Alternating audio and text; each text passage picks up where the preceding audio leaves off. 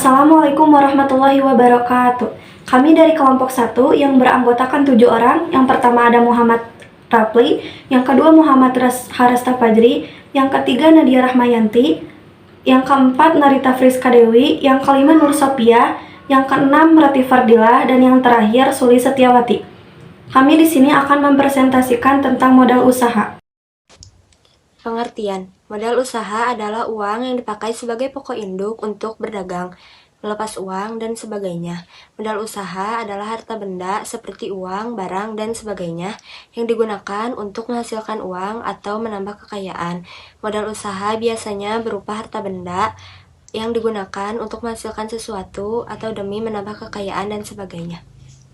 Modal usaha ada dua, yang pertama berdasarkan wujudnya dan yang kedua berdasarkan kepemilikannya. Berdasarkan wujudnya, yaitu yang pertama, modal berwujud adalah jenis modal yang dapat dilihat secara nyata seperti benda-benda, baik benda mati maupun tidak. Contohnya adalah uang.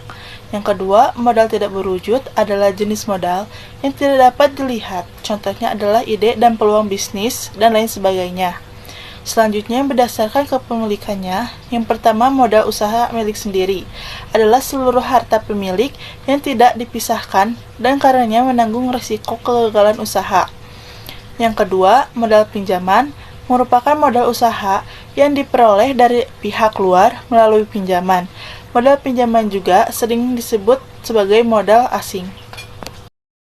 Macam-macam modal usaha. Macam-macam modal usaha dibagi menjadi 6. Yang pertama, modal perseorangan. Yang kedua, modal sosial. Yang ketiga, modal eksternal. Yang keempat, modal kerja. Yang kelima, modal tetap. Dan yang terakhir, modal aktif dan pasif. Cara menghitung modal usaha.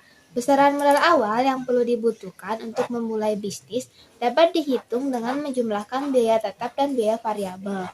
Biaya tetap adalah biaya yang harus dikeluarkan dengan jumlah yang tetap, yaitu biaya tidak bervariasi dan tidak bergantung dari jumlah produk yang dihasilkan atau jumlah pendapatan yang diperoleh.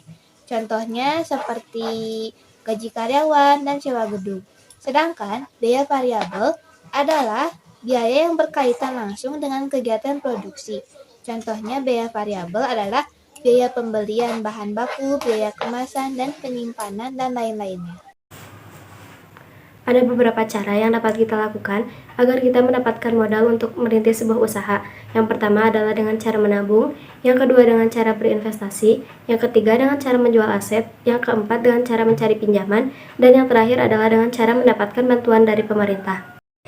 Sekian dari kelompok kami, mohon maaf bila ada kesalahan. Wabillahi taufiq wal hidayah. Wassalamualaikum warahmatullahi wabarakatuh.